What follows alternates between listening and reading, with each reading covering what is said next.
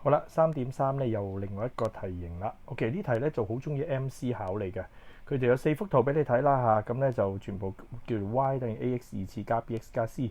咁咧嗱，留意呢個字眼咯 ，write down the sign of A and C， 即係問你 A 同 C 個 sign 即係咩咧？即係個正負符號啊。A 係正定負 ，C 係正定負。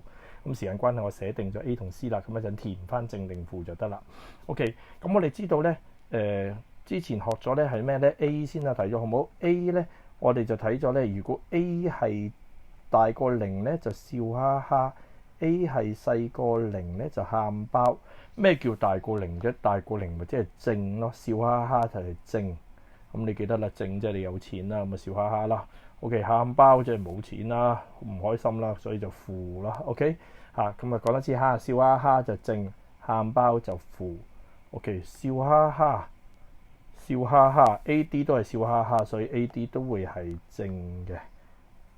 OK， 好啦。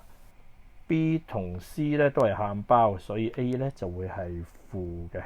OK， 嗱咁我哋就搞掂咗 sin of A 咯喎。OK， 好啦，咁跟住咧就 sin of C 啦。C 咧正定負 ？OK， 我哋上一個 video 咧就講咗 C 呢個原來代表緊乜啊？代表緊呢個 y-intercept 啊，我寫低先嚇。呢個係代表緊 y-intercept 好重要啊，好多時會用嘅呢個記得。OK，y-intercept 即係咩咧？集到 y 軸嘅地方啊！我4題題目都畫落去好冇？嗱，集到 y 軸嘅，我用紅色交叉 B、C，and then D， 集到 y 軸嘅位置我 mark 晒啦。OK， 呢個集到 y 軸嘅位置喺 x 軸嘅樓下，所以應該一定係負數，即係話 y-intercept 係負數 ，C 係 y-intercept， 咁所以 C 咪負數咯。